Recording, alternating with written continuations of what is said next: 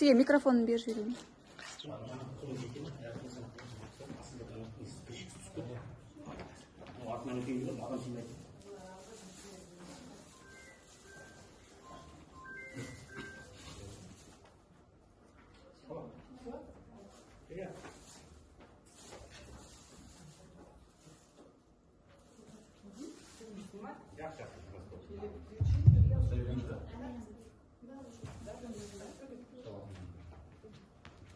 Қайырлы күн, құрметті қонақтар және жергілікті тұрғындар, әріптестер және бүгінгі қоғамдық тыңдауға қатысушылар. Бүгін кезекті қоғамдық тыңдауда Шығыс Қаратұрғын кен орнының нөмірі 4-ші жұмыс жобасын жаңғырту, Теңіз Қаратұрғын, Шығыс Қаратұрғын кен орындарын жайластыру, Бозашы мұнай жауапкершілігі шектеулі серіктестігі келісімшарттық аумақтарында мұнай жинау және тасымалдау жүйесі, Қазақстан Республикасы Маңғыстау облысының оңтүстік Қаратұрғын кен орны ұңғымаларын жайластыру, газ жинау және тасымалдау жүйесі, Қаратұрғын кен орнында мұнай тапсыру пунктінің құрылысы 2026-2031 жылдарға арналған қоршаған ортаны қорғау жөніндегі іс-шаралар жоспары талқылануға шығарылып отыр. Қоғамдық тыңдау Қазақстан Республикасының экологиялық кодексінің 96 бабына және Қазақстан Республикасы экология, геология және табиғи ресурстар министрінің міндетін атқарушының 2021 жылғы 3 тамыздағы нөмірі 286 қоғамдық тыңдаулар өткізу қағидаларын бекіту туралы бұйрығына сәйкес өткізіліп отыр. Қоғамдық тыңдаудың төрағасы ретінде осы қағидада көрсетілген заңдарға сәйкес осы жергілікті атқарушы органнан, яғни мен ауыл әкімі Тұрақбаев Сағынжан Қыдырбекұлы тағайындалып отырмын. Хатшысы ретінде KGC Project консультинг жауапкершілігі шектеулі серіктестігі ВМ Engineering жауапкершілігі серіктестігі өкілі Сақтау Самал Махамбетқызы кандидатурасы ұсынылады. Қарсылықтарыңыз жоқ болса, онда бір ауыздан хатшысы ретінде сайлайық. Аталған қоғамдық тыңдаулардың мақсаты Бозашы нефт жоғарыда көрсетілген жобаларын талқылау болып табылады. Ендігі кезекте қоғамдық тыңдаудың регламентіне тоқтала кетсек, баяндама жасауға 10 минут, қосымша сөйлеймін деушілерге 3-5 минуттан беріледі. Осы регламентпен келіссеңіздер, қоғамдық тыңдаудың күн тәртібі және регламентті бір ауыздан бекіте берейік. Жақсы, сонда хатшы. Қайырлы күн, құрметті қоғамдық тыңдауға қатысушылар. Сіздердің назарларыңызға Шығыс Қаратұрғын кен орнының нөмір 4-ші жұмыс жобасын жаңғырту, Теңіз Қаратұрғын, Шығыс Қаратұрғын кен орнын жайластыру, Бозашы мұнай жауапкершілігі шектеулі серіктестігінің келісімшарт аумағында мұнай жинау және тасымалдау жүйесі, Қазақстан Республикасы Маңғыстау облысының оңтүстік Қаратұрғын кен орны ұңғымаларын жайластыру, газ жинау және тасымалдау жүйесі, Қаратұрғын кен орнында мұнай тапсыру пунктінің құрылысы және 2026-2031 жылдарға арналған қоршаған ортаны қорғау жөніндегі іс-шаралар жоспары тақырыбында баяндама ұсынады.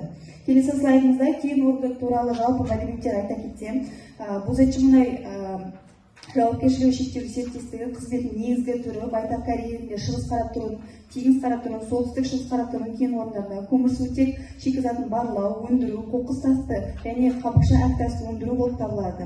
Теңіз Қаратұрғын газ мұнай кен орны Бозашы түбегінің солтүстігінде, Қаламқас кен орнынан солтүстік шығысқа қарай 30 шақырым жерде, Маңғыстау облысының аумағында, Комсомольск шығанағының оңтүстік батыс бөлігінде, Ақтау қаласынан солтүстікке қарай 277 шақырым жерде орналасқан. Ең жақын елді мекендер Ақтау қаласына асфальтталған жолмен байланысты Шебір 35 шақырым жерде және де Қаламқас 30 шақырым жерде болып табылады. Кен орнының батысы мен оңтүстік батысында ірі игеріліп жатқан Қаламқас кен орны және де солтүстік Бозашы және Қаражанбас кен орындары орналасқан. Келесі слайдымызда 2026 жылға арналған қоғамдық тыңдаулардың өткізуінің себебі 2026 жылға қоршаған ортаға әсер етуге рұқсат ала отырып, жаңа объектілер құрылысының, оның ішінде ұңғымалар құрылысының жайластыру объектілерінің жаңа жобаларына қоршаған ортаны қорғау бөлімдерін әзірлеу. Қоғамдық тыңдаулар өткізу үшін негіздеме Қазақстан Республикасының экологиялық заңнамасының талаптарына сәйкес өткізіліп отыр. Келесі слайдымызда осы 3 жоба бойынша жоспарланған жұмыстардың қысқаша сипаттамасын айта кетейін. Шығыс Қаратөбе кен орнының номер 4 жұмыс жобасын жаңғырту бойынша құрылыс мерзімі 7 айды құрайды. Құрылыстың түрі қайта құру. Құрамында мынандай технологиялық жабдықтар мен қосалқы құрылыстар кіретін болады.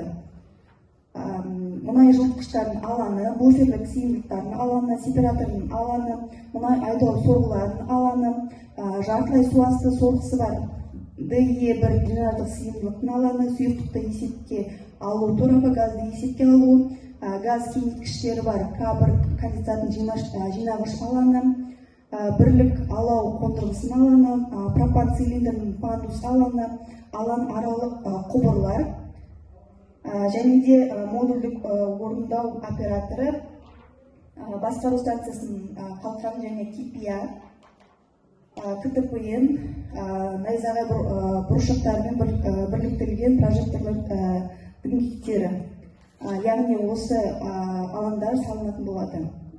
Оңтүстік Қаратөбе кен орны ұңғымаларын жайластыру, газ жинау және тасымалдау жүйесі жобасы бойынша құрылыс мерзімі бірінші іске қосу кешені ГСП-1 және ГСП-4 ұңғымаларының топтары номер 312 ұңғымадан басқа пайдалануға беру уақыты 2026 жылды құрайды. Ал іске қосу 2 ГСП-2 ұңғымаларының тобы пайдалануға беру 2027 жылды құрайды. Іске қосу кешені 3 ГСП-3 ұңғымалар тобы және номер 312 ұңғыма пайдалануға беру 2027-2029 жылдарды құрайтын болады. Құрылыс түрі қайта құру. Оңтүстік Қаратөбе кен орнында 12 пайдалану газ ұңғымаларын жайластыру болып табылады. Сондай-ақ табиғи газды ұңғымалардан топтық жинау пункттеріне дайындау қондырғысына беру қоршаған ортаға әсер ету, бағалауды жүргізу міндет болып табылатын объектілерге жатады. Үшінші жоба бойынша Қаратөбе кен орнында мұнай тапсыру пунктінің құрылысы бойынша құрылыс мерзімі 1 айды құрайды. Құрылыс түрі қайта құру. Жобалардың мұнай құбырын қолданылатын 159 мм мұнай құбырына қосумен құрылыс монтаждау жұмыстары жүргізіледі. Озашымнай жауапкершілігі шектеулі серіктестігінің қолданыстағы К1 ұңғымасындағы учаскеде жобаланатын мұнай құбырының жаңа учаскесін қосу болып табылады. Келесі слайдымызда осы жобалар бойынша атмосфералық ауаға әсерді бағалау. Шығыс Қаратөбе кен орнының номер 4 жұмыс жобасын жаңғырту бойынша су тұтыну көлемі, суды тұтыну және суды бұру көлемі 2182,466 метр кубты құрайды. Құрылыс жұмыстарын жүргізу кезеңінде және пайдалану кезеңінде атмосфера ластаушы заттардың шығарындыларын шамамен 17 және 20 көз анықталды. Оның ішінде ұйымдастырылған көздер 4 бірлік, ұйымдастырылмаған көздер 13 бірлік. Жобаланған объектінің салу кезінде атмосфера стационарлы көздерден шығарылатын ластаушы заттардың көлемі 0,635 тонна кезеңді құрайды. Ал пайдалану кезінде 183,187 тоннаны құрайды. Құрылыс монтаждау жұмыс кезінде өндіріс және тұтыну қалдықтарын жинақтау лимиттері майланған шүберек 0,0381 тоннаны құрайды. Лак бояу материалдарының астынан ыдыс 0,0431 тоннаны құрайды. Металл сынықтары 0,14 тоннаны құрайды. Электродтардың оттары 0,016 тоннаны құрайды. Құрылыс қалдықтары 0,14 тоннаны құрайды. Коммуналдық қалдықтар 0,963 тоннаны құрайды. Барлық көлемі 1,760 тоннаны құрайтын болады.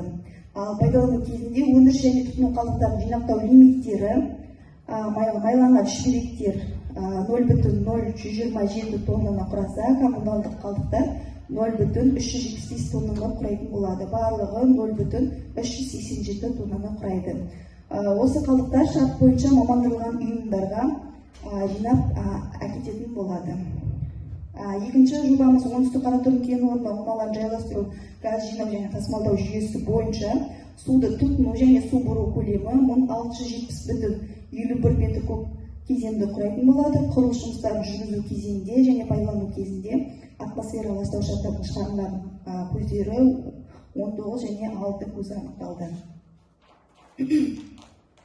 Жобаланатын объектіні салу кезінде атмосфераға стационарлық көздерден шығарылатын ластауыш заттардың саны 2026 жылға 0,945 тонна кезеңді құрайтын болады, және де 2027 жылға 1,354 кезеңді құрайтын болады. Ал пайдалану кезінде 15,923 тоннаны құрайды. Құрылыс монтаждау жұмысы кезінде өндіріс және түтін қалдықтарын жинақтау лимиттері майланған шүберек 0,635 тоннаны құрайды, лак бояу материалдары астынан жасалған ыдыс 0,138 тоннаны, мастикадан жасалған ыдыс 0,9 тоннаны құрайды, металл сынықтары 4 тоннаны құрайды, электродтардың оттары 0,0038 тоннаны құрайды, құрылыс қалдықтары 4 тоннаны құрайды, ал коммуналдық қалдықтар 0,625 тоннаны құрайтын болады. Барлық көлемі 10,3018 тоннаны құрайтын болады. Пайдалану кезінде өндіріс және түтін қалдықтарын жинақтау лимиті майланған шүберек 0,0135 тоннаны құраса, коммуналдық қалдықтар 0,115 тоннаны құрайды. Барлығы 0,1635 тоннаны құрайтын болады. Осы жоба бойынша да қалдықтардың барлығын шарт бойынша мамандырылған ұйымдарға тапсырылатын болады. Келесі жобамыз Қаратүбі кен орнына мұнай тапсыру пунктінің құрылысы бойынша суды тұтыну және суды бұру көлемі 80,696 метр куб кезеңді құрайтын болады. Құрылыс жұмыстарын жүргізу кезінде және пайдалану кезінде ластаушы заттардың шығарындарын шамамен 17 және 20 көзі анықталады. Жобаланатын объектіні салу кезінде атмосфераға стационарлық көздерден шығарылатын ластауыш заттардың саны 0,304 тонна кезеңді құрайды, ал пайдалану кезінде 0,415 тонна кезеңді құрайтын болады.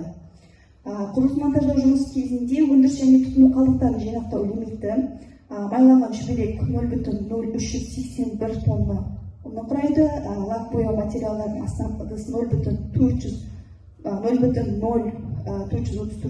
тоннаны құрайды, металл сынықтары 0,15 тонна, мастика битумы астынан пайдаланған ыдыс 0,036 тонна, электродтардың оттары 0,0137 тонна, құрылыс қалдықтары 0,15 тонна, және де коммуналдық қалдықтар 0,163 тоннаны құрайды. Барлығы 1,293 тоннаны құрайтын болады. Ал пайдалану кезінде өндіріс және тұтыну қалдықтарын жинақтау лимиттері майланған шүберек 0,0135 тоннаны құраса, коммуналдық қалдықтар 0,115 тоннаны құрайды. Барлық көлемі 0,163 тонна. Осы жоба бойынша да барлық қалдықтар шарт бойынша мамандырылған ұйымдарға тапсырылатын болады. Келесі слайдымызда 2026 жылға арналған табиғатты қорғау іс-шараларының жоспары. 2026 жылға бөлінген жалпы сумма 5,720,000 теңгені құрайды. Теңіз Қаратұрым бойынша 3,060,000 теңге, Шығыс Қаратұрым, солтүстік Шығыс Қаратұрым бойынша 2,666,000 теңге. Олар атмосфералық ауаны қорғау, технологиялық жабдықтың тиек реттегішінің арматурасын және фланецті қосылысын тығыздығын герметизациялау, шығарындылар көздерін және санитарлық қорғау аймағында аспаптық өлшеулер болады. Су ресурстарын қорғау, су тұтыну мен суды бұру бақылауды есепке алу, жерді қорғау, ұңғымалар ауданында жоспарлау, қоршаған ортаға топырақ компоненттерінің өндірістік мониторингі, жер қойнауын қорғау, ұңғымаларды сынау кезінде алғандарды гидрооқшаулау, жануарлар мен өсімдіктер әлемін қорғау, аумақты көгаландыру, яғни жасыл желектерді күту, суғару, отырғызу, қалдықтарды өңдеу, қалдықтардың қайта өңдеуге және немесе кәдеге жаратуға уақытылы шығарылуын бақылау, қауіпті қалдықтарды жинау үшін қосымша контейнерлер орнату, қалдықтарға арналған контейнерлерге арналған арнайы алаңдарды орнату, сынақ хаттамасын жасай отырып қауіпті қасиеттері анықтау мақсатында түйелетін қалдықтардың үлгілеріне зертханалық сынақтар жүргізу. Радиациялық, биологиялық және химиялық қауіпсіздігі бойынша кен орны объектілеріне радиациялық бақылау жүргізу. Ғылыми зерттеу, іздестіру және басқа да әзірлемелер бойынша экологиялық біліктілік деңгейін арттыру, экологиялық әдебиеттерге жазу. Осымен мен баяндамам аяқталды. Назарларыңызға рахмет.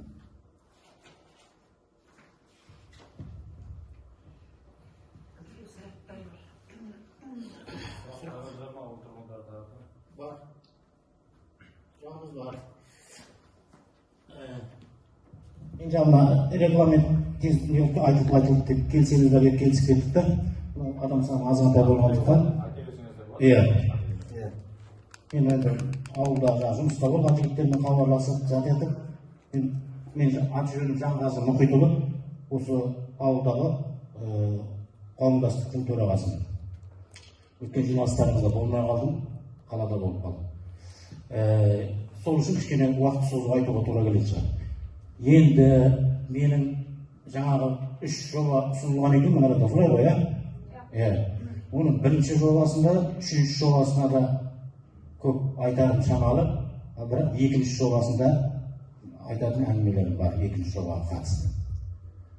Енді тағы бір нәрсе анықтап алайықшы. Осы жақында мамандар бар ғой жаңағы менің, осы жерде, осы мекеменің.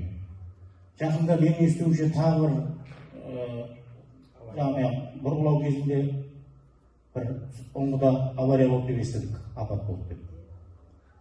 Ол қаншалықты рас, сосын және скважинаның нөмірі қандай екен?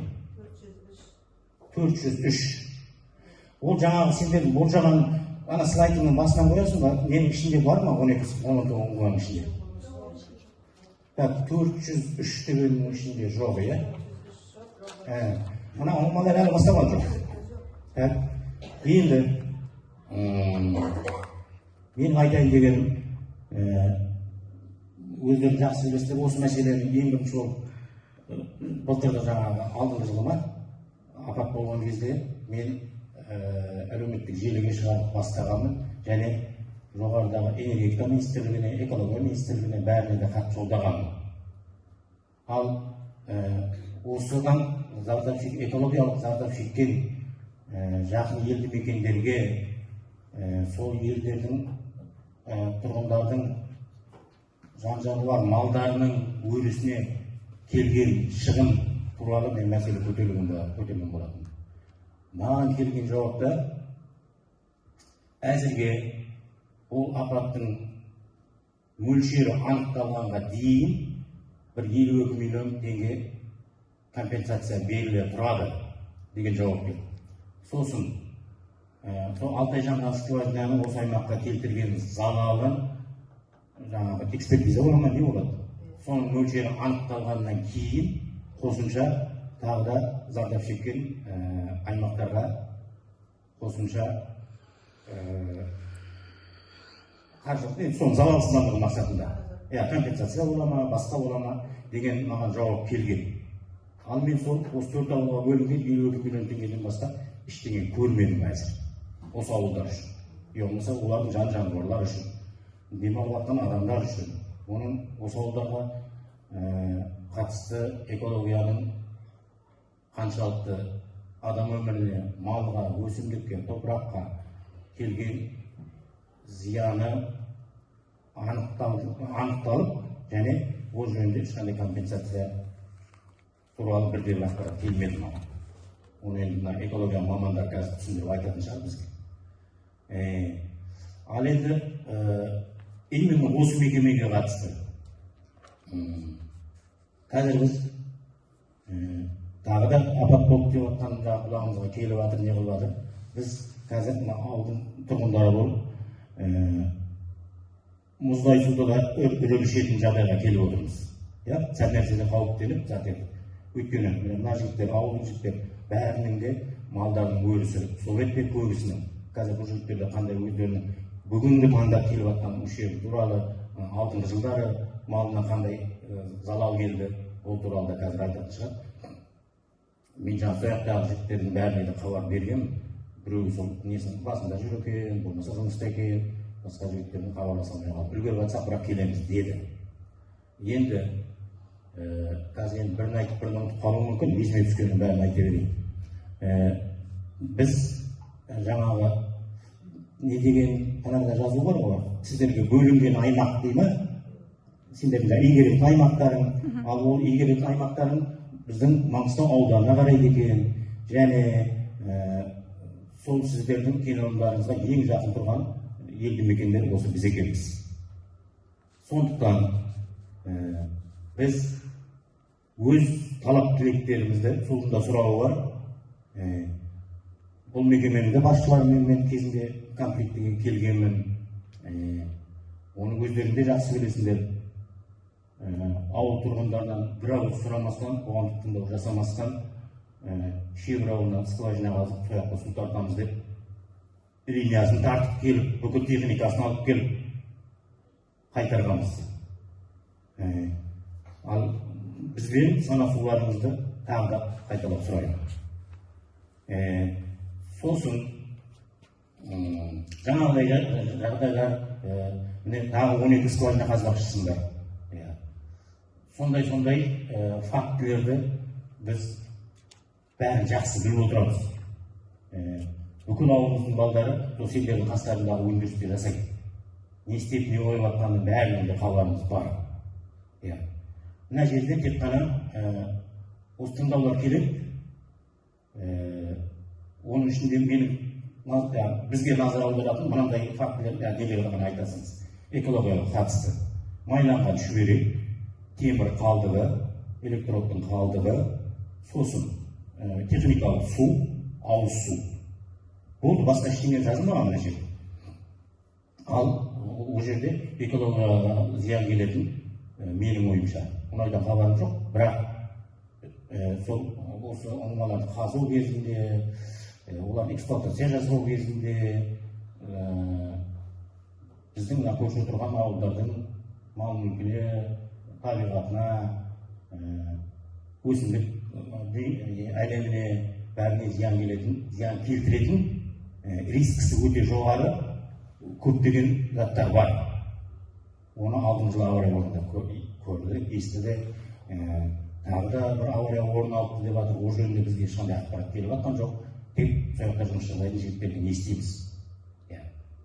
Бізге экологияға қатысты ең залал келетін рискісі көп осындай заттар. Шүберектен, қатты қалдықтан, оның бәрі экологиялық елдер бірдеңені өздері тексеріп жатқанша, одан бізге келіп кетер зат шамалы.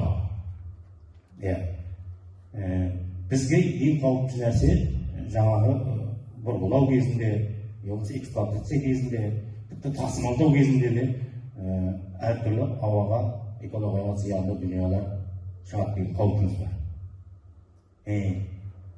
Сосын енді жаңағы экология министрлігінің өзінің жаңағы несі бойынша, жаңағы неше деді, бірдеңе деген несі бойынша қоғамдық тыңдаулы ұйымдастырылып отырған несі бойынша.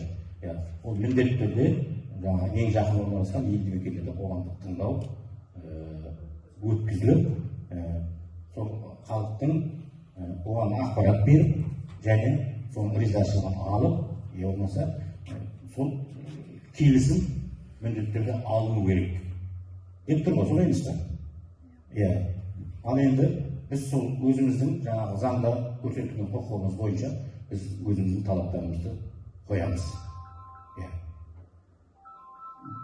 Бұл жерде таяқтың екі басы, біреуі табыстау үшін келіп жатқан мекеме, ал екінші беті содан қандай да болатын бір рискіға запа шегетін ауылдар. Осының екеуінің арасында келісім болу керек, менің түсінігім бойынша. Енді ол келісім именно осы мекеме. Ондай тыңдау, қоғамдық тыңдаусыз-ақ тізеге салып, ойымызға келгенде істейміз деген фактілер орын алып жаңа айтып кеттім ғой. Ауылымыздың іргесіне дейін жол күреп, пластик трубаларын тартып, жақындап қалған кезде барып біз білдік. Ауылымыздан 2 километр жерден су алып, сояққа техникалық суға осы жерден алатын ұқсайды деген. Біз ондайға жол бермейміз. Олар жасалған қылықтардың мен бәрін де білемін.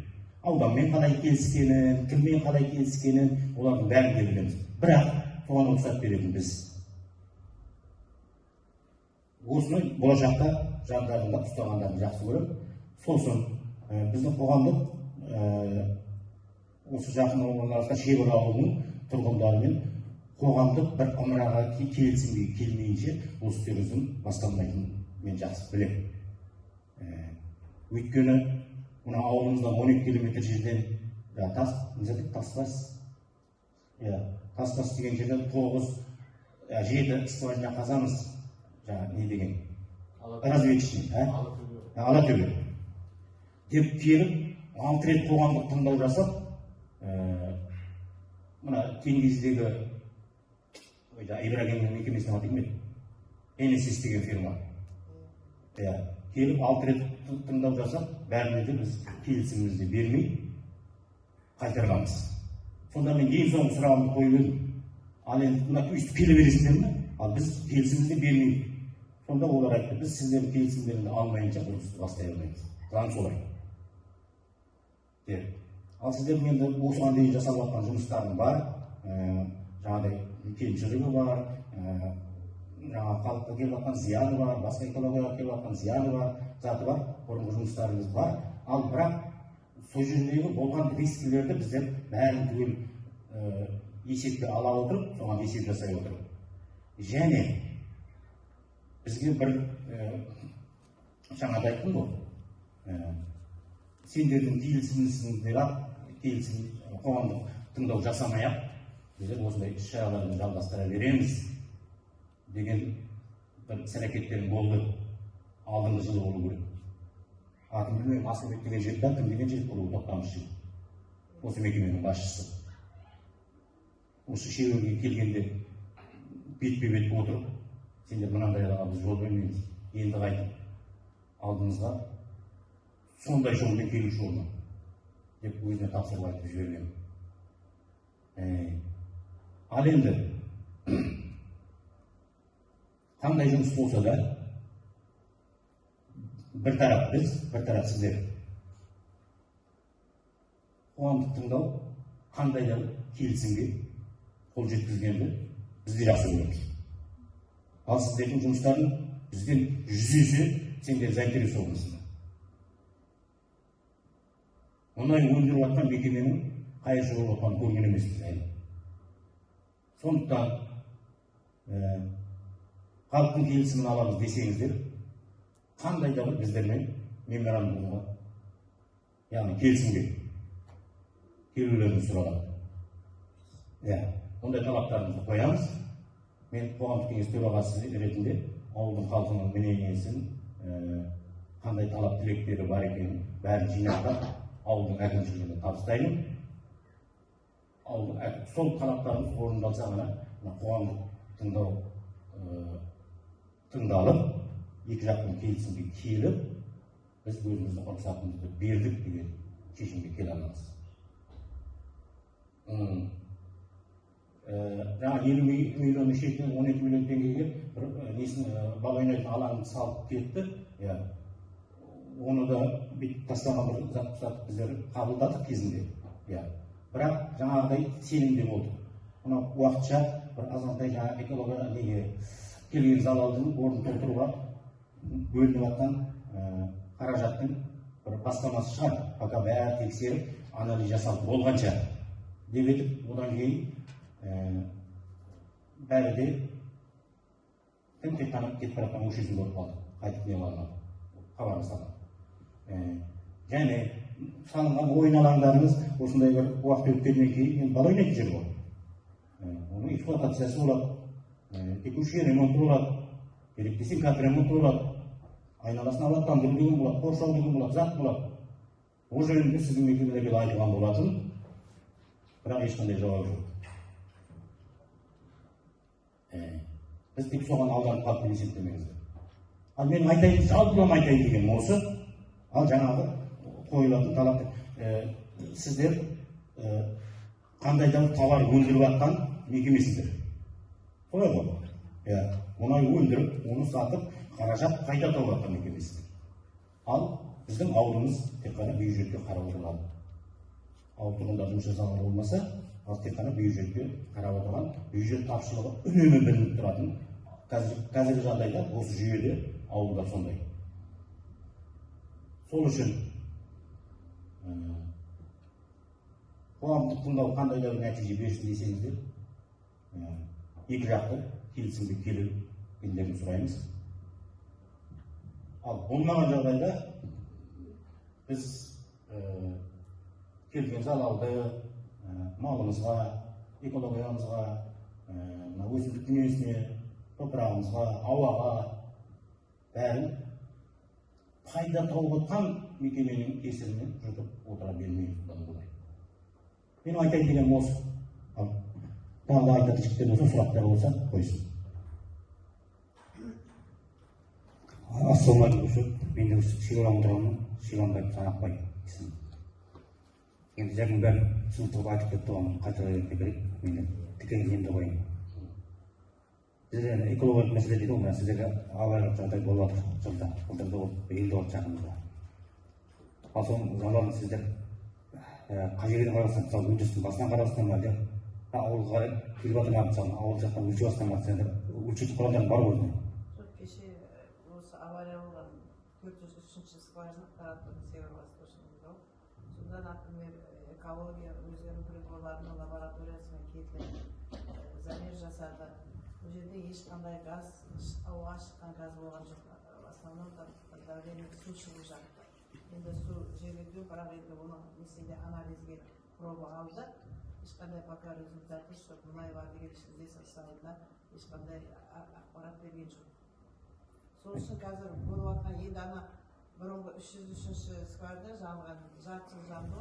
Оның зардабына да біз төледік. 2 миллиард Министерство энергетика салды. 463 миллионды экология салды. 400 барлығын төледік оның бәрін. Сендер осы бюджет төлесіңдер ма? Енді мына жақын жерде біз ауылын мына. Енді түсінемін, алдық енді.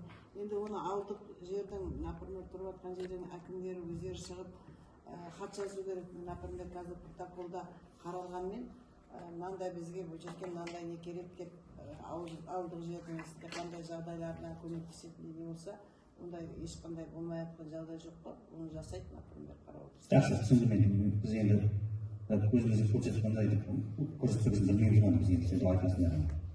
Енді біз мынау шаруашылық жасаймыз мына жақта. Соған жақын малымыз сояқта су ішкісі келіп тұрған жақын кісілерге жайлы айтамыз. Өзіміз сояқ. Малдан шығын беріп жатырмыз. Біздер биыл жылдар құлындарын өлтіріп жатыр. Сол бәрі қадәсін соның кесір жайлы ойлаймын мен. Біз енді сынамай жасатып жатқан жоқпыз. Соның бәрі сондай жағдайда шығар ойлаймын. Оған қандай жауап бересіздер? Ол жағдайлардың мысалы тек мен емес, қасымыздағы түгел түсіп жатыр. Сол уақытта шауысып отқан экологиядан келген зардап па, басқа заттан келген зардап па, біз оны әлі ешқандай лаборатория анализ болмағаннан кейін біз білмейміз. Ол жағын тексеру керек, например. Одан, например, хатшылықпен шығып қаралатын заттар. Мен өзімнің идеям бойынша өзім жаңа не қылмаймын, осындай шебір ауылының адамдары не қылады. Ол бәрі бюджетте, біздің мекеменің бюджетінде қаралатын заттар ғой. Мен ол сол бойынша жауап беріп, мен экология бөлімінің бастығымын осы мекемеде. Мен айта аламын, осындай не шығып жатыр. Қазірде, например, ана су тартатын скважина жөнінде өткенде жаңа алып тасталды. Енді қазір мына тұщығұдық жақтан тоже су тартамыз деп 2 скважинаны не қылып еді. Оның да жұмысы қазір тоқтатылып қалды. Әкімшілікпен келіспеушілік болды ма, не ма, болмайтын болды да. Енді ол су зардабы, енді өзіңіз Каспийде тартып жатыр, өзіңіз білесіңіз, например, да. Бізге де техникалық су керек, например, егер су болған жағдайда. Онда тексеріліп қаралады, ол жерде су бар ма, жоқ па деймін да. Сол үшін осы жоспарға кіргізіліп, солай қаралып еді. Енді кеше осы жаққа жүрердің алдында тағы да сұрап еді. Оны болмайтын болды деп та. Үшін, короче говоря, бурение жүргізбейтін болдық деп, головной офистен кеше Алматыға барып көргенде біліп келдім да. Ладно, енді оның да өзінің бір себебі бар шығар, әкімшіліктермен келіспеді ма, или жердің мәселесі бойынша келіспеушілік болды ма, бұл қата қаралмай жатыр. Соны сізге айтып қойды. Енді алдыңғы шеберге жақын жерде қаралмай уже жауып тастадыңыз ғой, қоғамдық тыңдауды өткізбей. Енді екіншісі осы тағы да қазылатын тұщығұдықтың жағынан да 30 километрінде. О да уже проектісін бәрін өткізіп, экологиядан сараптама алып, заключение салдық, не салдық. Енді ол да пока болмайтын болып жатыр.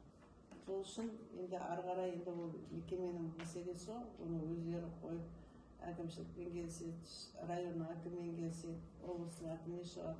Енді бұл жақтардың бәрі қаралысы мүмкін, қай жерден енді су тартамыз деп. Қазір енді су тапшылық болғаннан кейін, біз енді Маңғыстау мұнай газдан алып отырдық техникалық суға.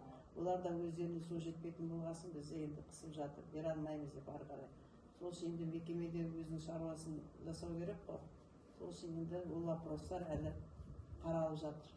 Осыған қатысты бар ғой, мен тағы түсінбей бар, түсініп алайын. Осы жұмыстарыңызға соғым деген сияқты, су скважинасын қазу деген. Ол қоғамдық тыңдау, сол проект жасалғанға дейін жүргізілу керек пе еді, болмаса проектісін жасап алып, содан кейін қоғамдық тыңдауға келесіздер? Жоқ, проекті жасалынады, сосын қоғамдық тыңдау өткізеді. Сосын қоғамдық тыңдаудан кейін барып, например, экология өзінің несін беру керек. Келісті ма, келіспеді ма деп та. Қоғамдық тыңдау өтпей, экология бізге, например, рұқсат қағазын бермейді. Түсіндіңіз ғой? Ол екі ортада тұрып қалуы да мүмкін, қоғамдық не өтпей қалған уақытта. Жоқ, мен просто ойлаған ғой, әуелі эскизный проекті қылып жасап алып, сосын қоғамдық тыңдау жасап, содан кейін нақты проект жасап, егер келісім болса. Солай болу керек. Солай, ол қоғамдық тыңдау өткеннен кейін барып проекті неде қаралады. Рұқсат береміз ба, бермейміз ба деп. Көктемде мына нелерде де 1500 километр квадрат жерді аукционнан ұтып алып келді жаңағы мекемелер. Қарайған миллиард төлеп. Сосын кетті, қоғамдық тыңдау өткізіп қалды да, аукционға кеткен ақшасы да кетті, өздері де кетті. Ондайда расходтар жұмыстар неге артынан басталады екен деймін да?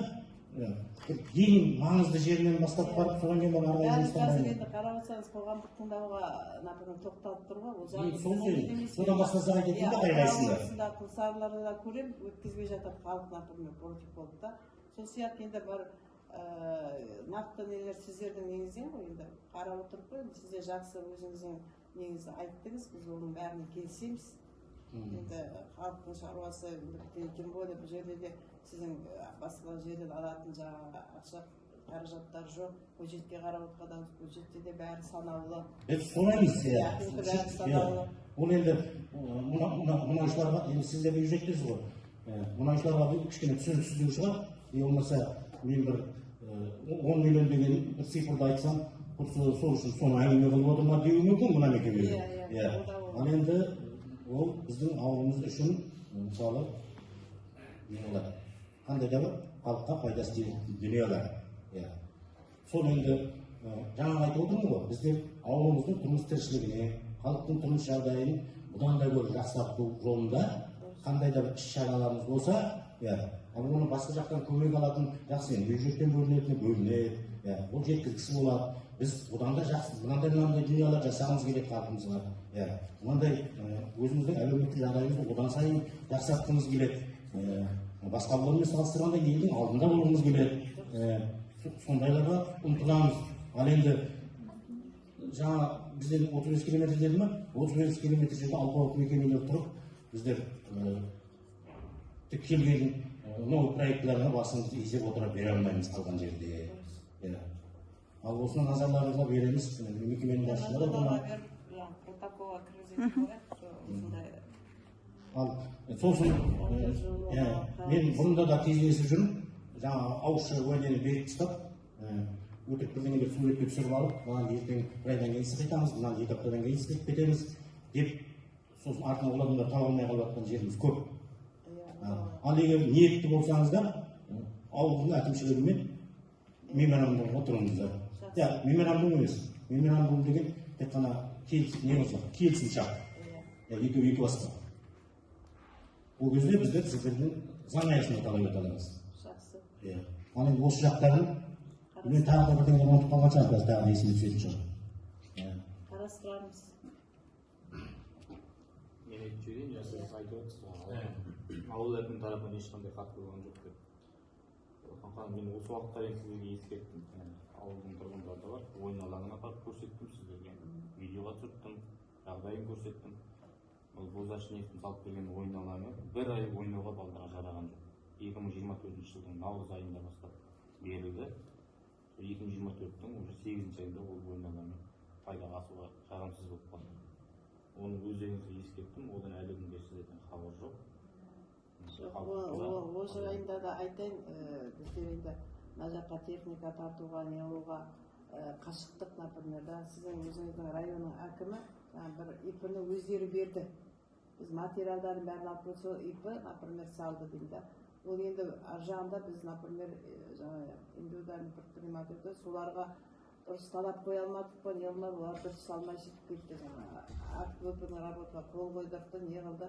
Сосын біз енді районның әкіміне сіздің берген мекемеңіз сондай қылып кетті деп айта алмаймыз, ол тоже. Олармен де ары қарай жұмыстану керек. Сондай бір жағдай болды енді. Уақытында жұмыс жасалды, енді балалар ойнағаннан кейін несі болады ғой. Енді ол эксплуатацияға кіргеннен кейін ол бәрі любой заттар тозады ғой. Кез келген келген объекттен тек обслуживание емес деген болады, текущий ремонт деген болады. Солай болу керек. Ағаш егу бойынша кез келген жиналыста мен айтамын сіздерге ағаш егу туралы.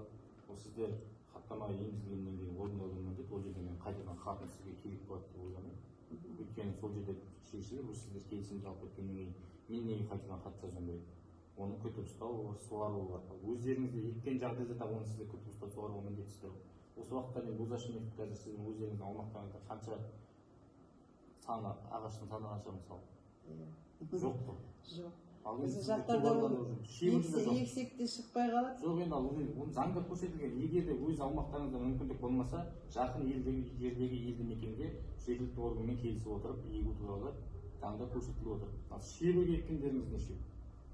Ол да орындалған жоқ. Мен осы қаншаға дейін айтып бердім сіздерге. Орындаңыздар. 2 жылға дейін күтіп бақтаңыздар. Паспорт шыққаннан кейін біздің балансымызға беріңіздер. Ары өзіміз алып кетеміз. Ол жұмыс та орындалған жоқ. Мен сіздер жаңағы әкімшіліктің тарапынан ешқандай хат болған жоқ деген жұмыс жүр орынсыз деп санаймын. Осындай қоғамдық тыңдауда бізге хатпен шығын деген әңгіме көп айтылады да.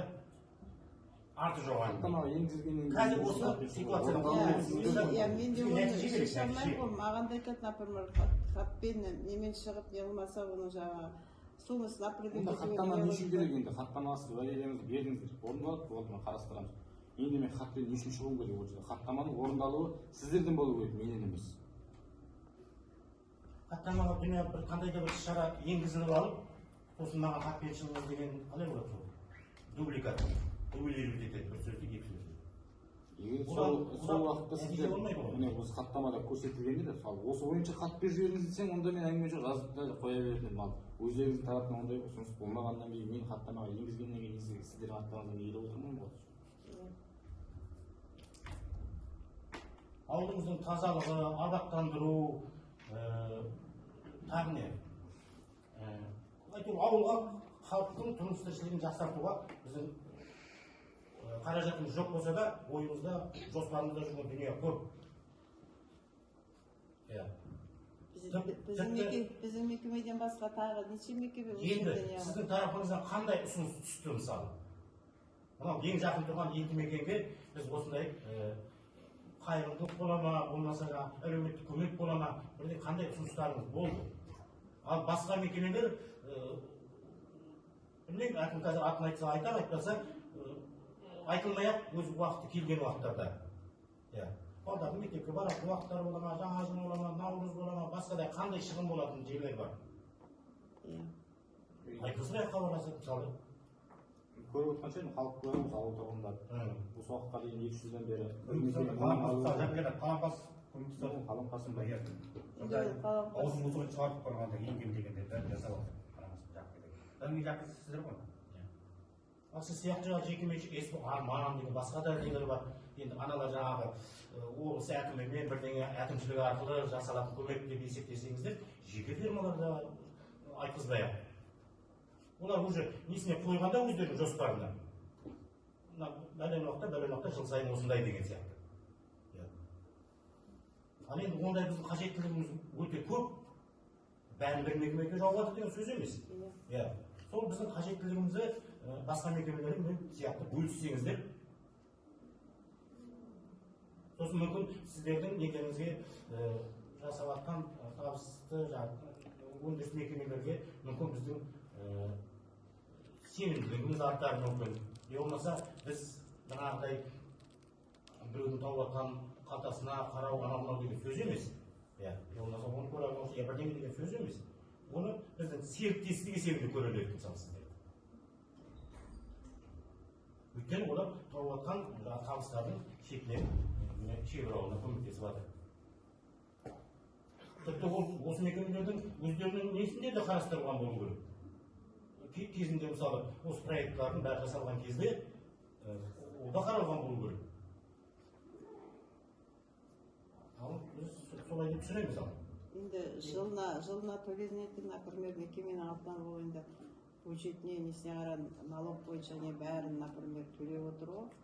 Социальный вопростардың несінің бәрін, например, мекеме төлейді, ол енді районға кетеді ғой бәрі. Енді ол район сіздермен бөлісе ме, бөліспей ме, мен оны білмеймін ғой, қалай болатынын. Сол үшін енді дұрыс айтасыз, енді сіздің сұрағыңызға дұрыс, оған келісем. Бірақ енді қайдан білемін, ондай шешілмей жатқан. Ал білмеймін, аудан облыс дегенде осы районда налогқа кетіп жатқан, оған ешқандай неміз жоқ. Бірақ сіздердің мекемелеріңе ең жақын тұрған елді мекен есебінде біздің ауылымызбен тікелей қарым-қатынастарының болғандары қажет. Енді қазіргі кезекте келген жоспарымызбен қоғамдық тыңдау өткізуге енді қарсы боламыз деп енді айта алмайтын шығарсыз. Енді ол бәрі жоба тоқтап қалмайды ғой. Ол енді барлығы жоғары мен комитет геология деген бар, министерство энергетика бар, солардың нелері бойынша берген жоспарлар ғой. Осылай жасауымыз керек деген. Енді оны біз де сізде енді тоқтата алмайсыз, иә. Оған келісе алмаймыз. Қазір тағы да қарсы боламыз да, егер жаңағыдай қандай да бір келісімге келмесек. Енді қазір қарсы болмашы келісімге өші, енді өзіңіздің қойған сұрағыңыз мына неге протоколға кіргізейік, осы биыл қоғамдық. Енді бірақ сіз совсем біз дейтін қарсымыз бүгінгі қоғамдық тыңдау болмады деп есептейміз деп айта алмайтын шығарсыңыз. Егер мен қандай да бір келісімге келмесем, бұл маған есеп болады. Енді бұл енді жобалар ғой, бұл қаралып жатқан, например, да, бұл жерде қазір бюджетный заттар шешіліп жатқан жоқ, ақша жөнінде. Бұл жерде қазір жобалар қаралып жатқан да. Бұл жобаларды сіздерде, например, қай жерде өтсе де қоғам тыңдауда бізге, например, Астанадан жаңағы не қылады, бекітеді ол бәрі. Оларды айтады, бұл вопростар мына тыңдалып отырған неге проектке қатысы жоқ деп айтады, например, да. Сосын оларда, например, айтады, енді ондай социальный вопростарда енді ол былай өзара мекеменің келісу керек деп та.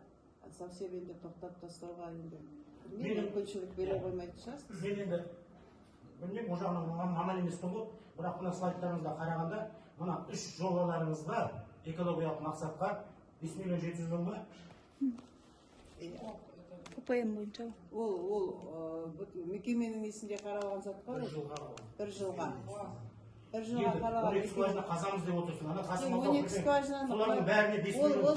Жоқ, қазып кеткен скважиналар, олардың айналасына просто жол салып обустроить ету керек. Сол қаралған, иә. Олар қазып кеткен скважиналар 12 скважина. Соның обустройствосы бір скважинаның айналасына жол салып дайындауда, эксплуатацияға жіберу үшін. Ол жерде ол скважиналар қазылып кеткен скважина, 300-дік скважиналардың бәрі бұлтыр авария болған скважиналардың ішінде. Бәне 300-ші скважина тұр ғой, сол скважина авария болған. Одан, например, енді солардың бәрін айналасы обустроить етуіміз керек. Насосын оборудованиесін қоюымыз керек. Осыдан қандай да бір экологиялық залал шегеді деп қана осы ауыл. Осы ауылдың малының өрісі малы. Мына жерде сіздерге жақын жерде қорғалған малының бәрі ұстап отыр.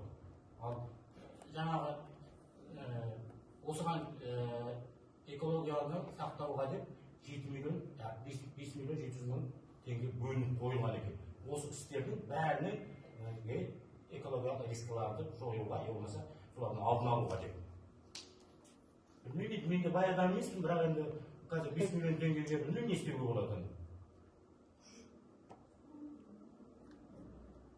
Ол енді жоспар ғой, ол просто былай жоспар, а основной ненің бәрі, ол, например, любой ненің проектінің ішіне өзі кіріп тұрады расходтар. Знаем, что это экологические платежи за 12 скважина, обустроительный 10 миллион жетпейді ғой. Не понимаю, он думает, что на это все потратит. Это же платежи. Экологиялық мақсатқа деп отыр. Жоқ, мынау деген. Нет. Экологиялық мақсатқа Жоқ, экологиялық мақсатқа емес, ол деген жаңа залалсыздандыруға төленетін ақша. Платеж бар ғой, ущерб. Платежи, ущерб. Расчетный платеж. Жақсы, мына кісі мысалы өрісіндегі малы, Ол адамдар сол жерде жүр. Жоқ, мынау деген налогқа төленетін ақша ғой. Да, нет, это же поставки. Причем здесь... Налоговые ставками Да, по есептеледі. налоговой Налоговые ставке. ставками Это не есептеледі. к нам, это к министерству. Не мы же их устанавливаем. Жақсы. Түсіндік. Мен өзім түсіндім әйтеуір. Иә. Түсінсеңіз олар енді Сіздер не қылсаңыз жаңағы бөлінген налогтан не қылған ауданға, облысқа бөлінген соның шетінен өздерін қарастырыңдар. Бізде шаруалар болмасын. жоба Это расчет по налоговым ставкам. Мы как по закону. Жоқ, мынау жоба бойынша. Объясните, что это расчет по налоговым ставкам. Мы же сами захотели 5 миллионов, захотели 15, да хоть 50, мы не против. Жоқ, мен сізді түсініп жатқан жоқ. Елу миллион бермейсің да? Не. Жоқ. Қазақша айтыңызшы. Жоқ, бұл жоба бойынша расчет платежей деген жасалады. Мына неден қандай, мысалы, ластаушы заттар шығарылады, мысалы, углерод шығады, соның налогы, ол деген налоговый не болады, ставкамен есептеледі. Әр ластаушы заттың өзінің есептік мөлшері бар. Сол бойынша МРП-ға көбейтіліп, осы жылдың есебі шығарылады. Сол жаңа 5 миллион 700 деген осы жобалар бойынша шығарылып тұрған зат. Қысқасы бар ғой. Осы қоғамдық тыңдаудың нәтижесінде біз өзіміздің ауылымызда тұрмыс тіршілігімізге қажетті сіздермен келісе отырып, иә дейсіңдер ме, жоқ дейсіңдер ме? Сондай көмек қолдарыңызды созғанды, және оны тек қана осы жерде қазір ауызша не қылып жіберіп, қоғамдық тыңдау өткізілді деген емес. Уақыттарын көп, біз жаңағы проекттарымыз дайындайық, заттарымыз дайындайық, қандай көмек не қылатындарымызды. Басшыларға жеткіземіз. Келісімшартқа тұрыңыздар. Встречу с руководством. Ауыл халқы болады десе, келісімін берсе, онда қоғамдық тыңдау. Я Данияру позвоню, скажу, пусть приезжает. Говорите, да, а встреча будет с населением. Что вы... Қазір осыдан кейін басшыларды алып келіп сөйлесіп, қандай, например, сіздерге қаражаттар керек, соны қарастыратын жерді жазып алып кетейік, басшылармен кездесіп. Енді қазір мына жерде қанша уақыт жаңа жоғалтып не болып келе отырмыз ғой, енді сіздерден енді өзіңіз ауызға сөз. Сіздің жаңа нелеріңіздің бәрін естідік, например, қандай жағдайларда, қандай жұмыстар сіздерге қажетті, осы жерге келіп жатқан зиянды. Өткендегі бір қоғамдық тыңдауларда біреу шықты, осы жерде жаңағы ракпен ауыратын адамдар бар, соларға көмектесу керек еді. Енді ол вопростар мына қоғамдық тыңдаудың жоспарларында қаралмайды ғой. Қарап отырсаңдар, бұл жерде проекті қаралады деймін да. Сол үшін алдында, например, сондай нелер болғанда біз жаңа неге Астанаға жібердік, осы нені протокол деймін да. Сонда олар, например, если даже сіз қойғанның өзінде бұл мына проектіге жатпайды деп алып тастайды да, тыңдаудың өтті деп не қылып согласование жібереді да. Сол сияқты ол тоже, например, сіз бен бізге, әкімшілікке ол нелер жатпайды, например, қарап отырсаңда біз сөйтіп сұрақ қойып, например, енді мен, например, түсінем, действительно, да, например, бір зардап шегетіндей бір жағдай болған жағдайларда деймін да. Енді қазір бұл проекттер әлі жаңағы тек жобасы ғой, согласование сізбен жетілдермен келе отырған деймін. Ол ертең ана экспертизада экологияны қарайды, например, протоколда қандай заңдылықтар болды, оларды айтады да. Жақсы, енді бұлардың ішкі кухнясында. Басқа нәрсе. Азаматша кім болып істейтін азаматша таныстырған жоқ. Азаматша осы проектті жасаған не бар ғой, мекеменің жаңа маманы, осы экология жөніндегі разделді жасаған адам. Проекті уже. Енді қараңыз, өткенде қоғамдық тыңдау жасап кеттіңіз, иә? Тыңдау өткізілмеген болып есептелді. Енді содан кейін келесі қоғамдық тыңдауды өткізілген болып есептелетін қылу үшін қандай да бір сіздер жұмыстандыңыз ба? Келесі барғанда тағы қайтып қатса қалай болар екен деп не қылдыңдар ма? Енді ол кезекте адамдар жиналған жоқ. Я тебе сама позвоню, перестань. Тыңдаңыз. Қараңыз. Адам жиналмайды деген сөз емес қой. бір болса да, Я сейчас вам позвоню на кете аласыз. телефон звонок. Нет, ну вы скажите, что обещаете встречу. Я ему позвоню, скажу. Но это же невозможно. Я сейчас наберу Енді его. қараңыз ал, ладно, жақсы. Қоғамдықтың да Ханым, мысалы, менің айтқаныма мысқылдап көріп тұр ма? Мен әрі айтқаныма. Жоқ, ол түсіндіре алмай тұр, просто Я согласна, просто я не против привести руководство сюда. Просто скажите, пообещайте встречу и все. В чем проблема? Мы же еще 150 раз сюда придем. Постоянно слушай, зачем вы говорите, пообещайте. И все. неде сәуір айында болатын қоғам тыңдаулар да бар да.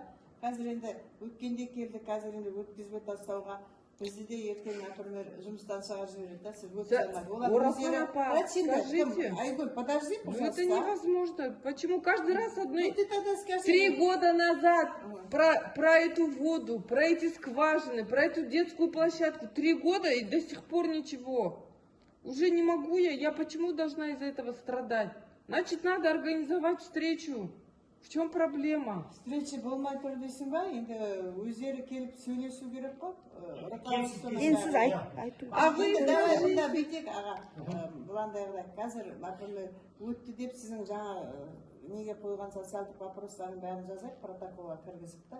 Осындай жағдай екен. Өтті деп не қылмайды, иә.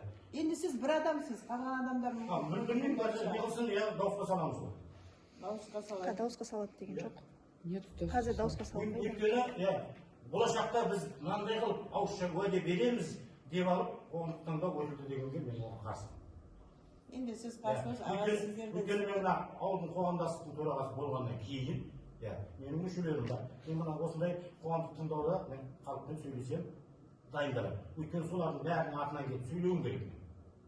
Енді жақсал, қазір бір проектіні жібермедіңіз, екінші проектіні жібермедіңіз, ол енді болмайды. Ертең сізге де, например, өзіңіздің әкімшіліктеріңіз шығады, районның әкімі, облыстың әкімі, мынау не зат дейді. Ол ондай социальный вопростарды, например, мекемемен сөйлесіп қоюға болады да, руководствоны шақырып, например, басшылардың бәрі келсін. Алматтан келеме, неден келеме. Қазір мына жобаны, например, өткізбей тастау деген, ол енді сіздің негізге... Они имеют право. Оралхан апа. Жоқ, бізді құқығымыз бар. Біз сендерге барып қандай талап қойып жатқан жоқ, сол мекемеге соларды. Оралхан апа, лучше айтыңызшы, басшылармен кездесу ұйымдастырып, бұл кісілерден өздерінің талаптарын жазып келсін. Дәл солай деп кездесу. Енді бұрынғыдай не қылып, екінші рет келіп, жаңағыдай қылып, ертең ана не қыламыз, хабарласын, телефон мынау, тек самырлардың мынадан өтіп кетіп да қазір. Біз енді қазір ондайдың бәрін қойдық. Аға, енді осы бүгінгі жобаны өткізейік. Мен өзім алып келем басшыларды. Олай демеңіз, өздеріңіз уақыттарыңыз өздеріңіз аласыздар. Мен 65-ші жылғы қайсысы өзім. Өздеріңіз уақыттарыңызды алмай, осындай жақсылап ұйымдастырып, халық жинап, мен жаңағы қоғамдық кеңестің адамдардың бәрін мүшелерін алып келейін. Әкім бар, жаттар ақылдасып, бір келісімге келейік. Әйтпесе мәселе осындай созылып кете береді. Біз шоқта 6 рет не бар, отказ бергізгенбіз, 6 рет қоғамдық тыңдауда. Сізге кеше де сөйлескенде айттым. Сіз ертең барамыз дегенде, мен сізді осы уақытқа дейін күтіп едім дедім, халықпен кездесіп шығардым. Енді мына мейрамға түсіп қалды, 5 күнде табасыз. Біреу Алматыда, біреу неде, мен өзім Алматыда кеше келдім. Жоқ, мына Ақтауда филиалын бастығы келсе. Ауыл тұрғындарының несін айту үшін қалада келіп отыр. Өткенде сіздер жиналыстарында бола алмай қалдым, қалада болып қалды. Сізден замандас екен, сізден сұрарым, енді бүгінгі күні өткізіп жіберейікші. Жоқ. Сосын қалған енді мен өзім алып келейін, например, басшыларды. Апай, сіз қайталап айта бермейікші, өйткені бұл болмайтын нәрсе. Әне проекттің жошы айтты, оның проекттің ол кісі қалайда өткізу керек. Ал өткізу үшін жаңағыдай келісімдер келіңдер. Мекеменің басшысын шақырып алып келің, нені шақырып алып келің, аудан дейма, ауданның басшысын шақырып алып келің. Бүгін басшылар ана промбезопасностьті неге комиссия келіп кешегі жаңа скважина, авария болған скважина соның несін шығарамыз деп сол жаққа кетті да. Олардың проблемасын бізге айтпаңыз да. Енді бізде, например, біз бізге виноват емеспіз ғой қазіргі, например, осы тұрғыста деймін да. Бізде виноват емеспіз ғой қазіргі, например, осы тұрғыста деймін да. Бізде виноват емеспіз ғой қазіргі, например, осы тұрғыста деймін да. Бізде виноват емеспіз ғой қазіргі, например, осы тұрғыста деймін да. Бізде виноват емеспіз ғой қазіргі, например, осы бізде енді тоже отдел бөлімінің бастығы, мына проектный группалардың адамдары бар. Бізде енді оған, например, қазір бізге айтады, например, ал олар сіз емес, бізде емес, бізді виноват қылып қояды. Сіз дұрыс өткізе алмадыңыз, халықпен. Біздің қолымызда ақша бар ма, сізге бере қояды, мен мына шаруаның шешін деген. Енді біз сізге талап қойып жатқан жоқпыз ғой. Мекеменің басшыларын алып тұрып Мекеменің басшыларын талап еткенде, енді мекеменің басшылары енді солай болып тұр енді. Қатыспады ма енді? Ол мекеме мына экологияға қаражат бөлмей жатыр ма, мына проект жүргізуге бөлмей жатыр ма?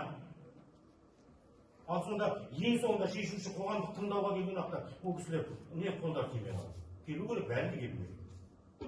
Жаңа мына проекттер бала дұрыс айтты. Онда былай істейік, онда сіз ана протоколға кім қол қойсын, сіз өзіңіздің жаңағы қоғамдық тыңдаудың, қоғамдық жаңағы өзіңіздің мүшелеріңіз бар, солардың атынан сөйлеп отырсыз ғой. Сіз өзіңіздің сұрақтарыңызды неге протоколға жаздыртайық.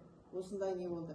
Келесі кезекте, егер не болып жатырса, орындалмай, басшылар келіп сөйлеспей, осы селоның, например, несін тыңдамай, жасамай жатса, онда келесі нелерге бізге келмей ақ қойыңыз деп.